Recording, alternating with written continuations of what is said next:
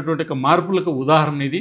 కాబట్టి ఈ దేశంలో ఈరోజు కాక్రోచ్ పేరుతో, లేకపోతే నీటి పేరుతో, లేకపోతే ఢిల్లీలో అల్లర్ల పేరుతో, లేకపోతే ఢిల్లీలో దేశాన్ని బదనాం చేసేటువంటి వ్యక్తులందరూ తెలుసుకోవాల్సినటువంటి విషయం ఏంటంటే, ఈ దేశంలో ఎవ్వరికీ నరేంద్ర మోడీ గారి ప్రభుత్వం వచ్చిన తర్వాత ఎక్కడా నష్టం జరగలేదు, ఎక్కడ అన్యాయం జరగలేదు. దేశంలో భారతీయ జనతా పార్టీ అధికారంలోకి వచ్చిన తర్వాత ఒక్క సంవత్సరానికి ఈ రోజుకు 1,36,939 మంది డాక్టర్లు బయటకు వస్తున్నారు. అంటే గతంలో ఒకసారి మీరు చూస్తే కాంగ్రెస్ ప్రభుత్వం 2014 ఉన్నప్పుడు 50,078 మంది డాక్టర్లు మాత్రమే ఒక సంవత్సరానికి బయటకు వచ్చేటట్టు. మీరు ఒకసారి పరిశీలించండి.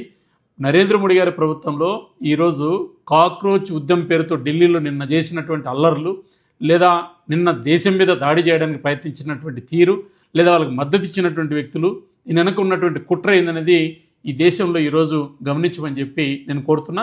ఇది నిజమైనటువంటి అభివృద్ధి. ఈ దేశంలో ఈ అభివృద్ధి జరగకూడదు అనేటువంటి వాళ్ళు మాత్రమే ఈరోజు కాక్రోచ్ ఉద్యమం పేరు మీద నేను పోలీసుల మీద దాడి చేయడం, లేదా కొంతమంది అనామకులను తీసుకొచ్చి ఉద్యమం ముందర పెట్టడం, కొంతమంది కావాలని రాజకీయ కారణాలతోటి ఉద్యమం చేయడం అనేటువంటిది స్పష్టంగా కనపడుతుంది. దేశ ప్రజలు ఎవరు నమ్మద్దని చెప్పి ఈ సందర్భంగా నేను గుర్తు చేస్తున్నా. ఇది నిజమైనటువంటి అభివృద్ధి. నేను చెప్తున్నది లెక్కలు కాదు. ఈరోజు మీరు ఎవరైనా సరే ఈ దేశంలో జరుగుతున్న అభివృద్ధిని ఎక్కడైనా సరే మనం చూస్తే వాస్తవాలు తెలుస్తాయి. 1% కూడా దీంట్లో ఏదో రాజకీయ కారణాలతో చెప్తున్నటువంటి సమాచారం కాదు. జై హింద్, జై భారత్, జై నరేంద్ర మోడీ.